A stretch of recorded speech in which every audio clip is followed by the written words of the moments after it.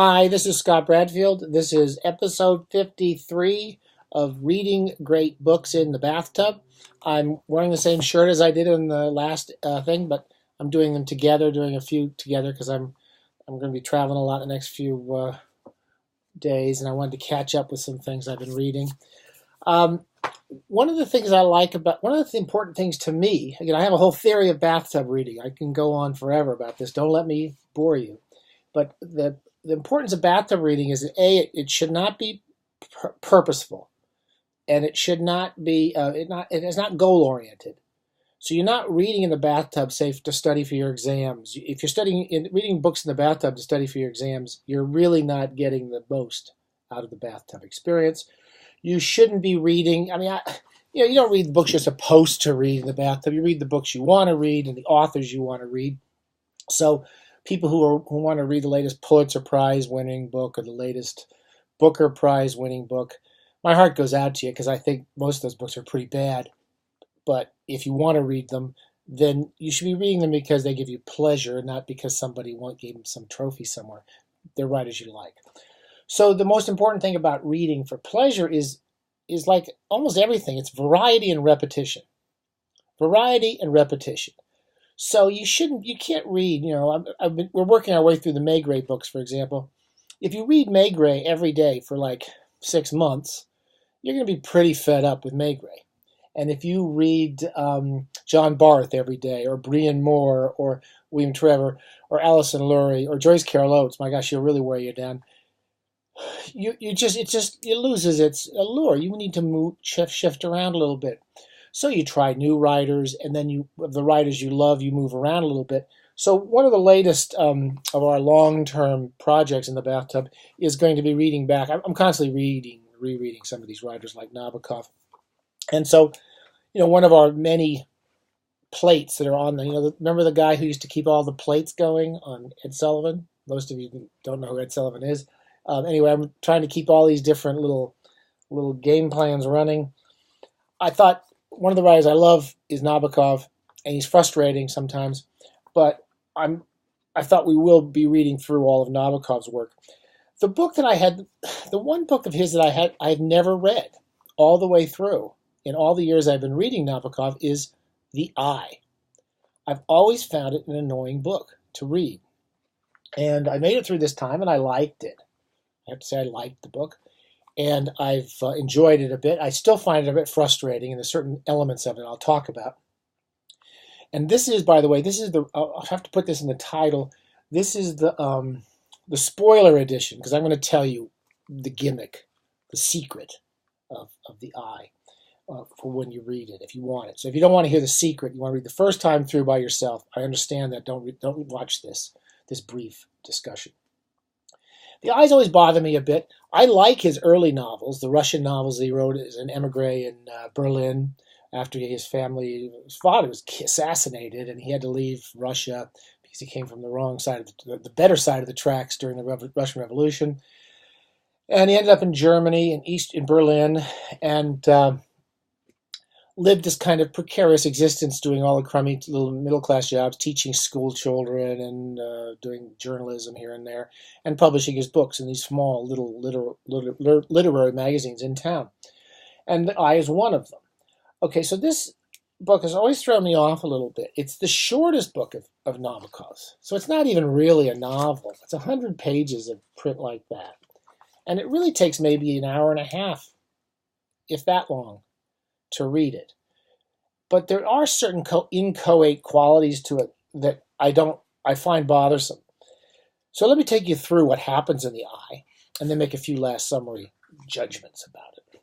So when you're reading it, it starts off perfectly normal as a Nabokov story, nothing particularly spectacular, but it's about a man who's teaching he's teaching some children, or he's an au pair in Berlin, and he starts going out with a woman who is an overweight woman who basically, he's supposed to walk her home, and he claims that she just jumps on him and has sex with him, and he starts having an affair with her. At one point on page 7, a very, very typical type Nabokov idea starts to come out. And he says about how when he was making love to this woman, he says, in order to live happily, a man must know now and then a few moments of perfect blankness.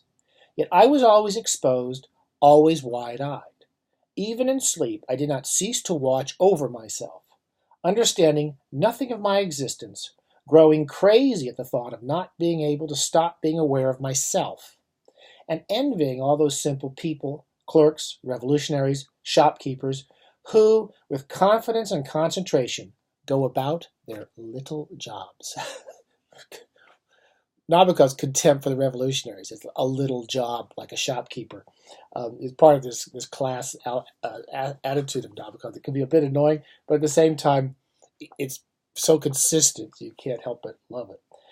So, there's a little thing that happens here that you sort of flag as soon as the first time you read it, especially if you know Nabokov, and that is that there is the wide majority of his central characters are awful people. We go back to this. Humbert is no exception. They're awful people. Is it Van? I forget an Ada, or I can never pronounce that right. It's Ador. It's Ada. I'll go into this in another thing, but the pronunciation of Ada is a very difficult one. And the Charles Kimbody and Pale Fire, the character in Laughter in the Dark, that horrible academic who they take apart. They're usually horrible people. They have no idea what they're doing or what the world is, what's happening around them in the world, and they're obsessed with themselves. So they really don't see what's happening around them. That is really a pure Nabokov idea. Those of us who think about ourselves and not see what's going on around us are doomed to be dupes. And those are the sort of people that Nabokov is playing with us all the time, teaching us to pay attention. That's clearly what he's having fun. It's like the chess problem idea we talked about. You set the chess problem up not to make your person look stupid, but to draw them into a conversation with you and an intellectual game in which you learn from the teacher. So that's a bit of it. The characters who are just obsessed with themselves, and this idea, the central character has no name at the beginning of the book. You got to watch out for that. It's going to throw you a bit. He has no name. We never hear his name. You know you're being set up. He's always looking at himself. Okay, now I'm not going to look at too much more specifically. I'll describe what actually happens in the book, and try to explain what is happening to you as a reader. About 10, 15 pages in the book, fairly quickly, the husband of this woman, this kind of horrible woman that the narrator's been making love to, comes over and finds out about their affair. And he comes over to the narrator's house and he beats the crap out of him, just knocks the crap out of him. And it's a quite violent and upsetting scene because we're in the point of view of this character who I realize in retrospect, I don't think I got this at the beginning of the book, is quite full of himself. He's quite absorbed by himself. Even though he says it there, I don't quite get that arrogance in him. And he's beaten up and he's humiliated, and as soon as he's humiliated, he goes out and gets his gun and shoots himself. Okay, so I'm telling you this is the spoiler. He shoots himself and goes into a kind of a coma and believes that he dies. Okay? He tells the readers, us, that he died and that he goes into a hallucination. You should know if it's Nabokov by this point not to trust it. This is getting very early Nabokov, but he's working out some of these ideas, particularly the way we manufacture realities in our own heads. Charles Kimbody, Pale Fire, the ultimate exemplification. And then even Lolita, the way Humbert has fantasized this girl named Lolita, who we never really see in the book until very close to the end of the book. So he, this narrative imagines that he's dead. He imagines these amorphous figures in the hospital. He leaves the hospital, and he believes he goes into another world of the dead. And it's because he's basically just shot, and he just feels so humiliated and out of the world. As he leaves this hospital, he leaves his old apartment, and he moves into another, it's a hotel, I believe, filled with other emigres, and he starts to notice a man named Smurov, I believe. Smurov. Anyway, he sees a guy named Smurov, and he starts to watch Smurov and his interactions with these other people. Smurov is in love with some young woman who's about to be married to a man named Mukin. And that's basically the whole plot of the book. But it's very amorphous. They're long paragraphs. We still get that impressionistic and good, not impressionistic, real strong clarity of detail that comes through every Nabokov sentence. But they're fairly long sentences, and the scenes are kind of hard to understand what's really happening. And the narrator of the story keeps coming in and out of focus. So every once in a while we have the narrator telling us things, and then we are with Smirnov seeing things through his point of view. What's quite clear about halfway through the book is that we are going back and forth between this I as in the letter me, in the back of Smirnov's head, and that first person character. And then we're moving forward into the third person, Smirnov looking at the world through the narrator's eyes. Does that make sense? So it's a as everything, when Nabokov knows how to do basic point of view, but then he likes to play this game where we're in the I point of view, watching he. And it works for the most part, but we go back and forth, we have a little bit of confusion, and when we come back to, and so we've gone off in these two stories where we have I and Smirnov going off in these, and we're watching Smirnov basically get himself into a kind of screwed up relationship with this young woman who doesn't really want him. Smirnov is also, the part I found confusing, is kind of a rogue. He's like one of those characters in all the Russian novels. I can't remember their names now, but they're all over Tolstoy and Dostoevsky. The kind of young guy who's well off and is always flirting with girls and ruining their reputations and sleeping with them and destroying their lives. Smirnov has a quality of that. He's very kind of glib, and he's always making up stories, and he's always kind of flirting with this girl. He's quite aggressive with her at one point. And it didn't sound like the narrator to me. But that is, of course, Nabokov's game, which is that we see ourselves one way, and then we look at ourselves at a distance, we see ourselves in a different way. So we go through this kind of split between I and Smirnov, and then at the end of the book, as we're walking home with the narrator, we run into the husband who beat him up. And he apologizes and says, "I'm sorry I beat you up," and blah, blah, blah. And we come to the end of the book, and I think I can't even remember what finally closes it. It comes to a kind of an anger on the part of the narrator towards his audience, which also makes perfect sense Nabokov-wise. But the story is, as in all of Nabokov, there is a story there. It's a consistent story. He plays a game he likes to play a game with the techniques he's got at his disposal, such as point of view and setting up scenes and how those scenes are being interpreted.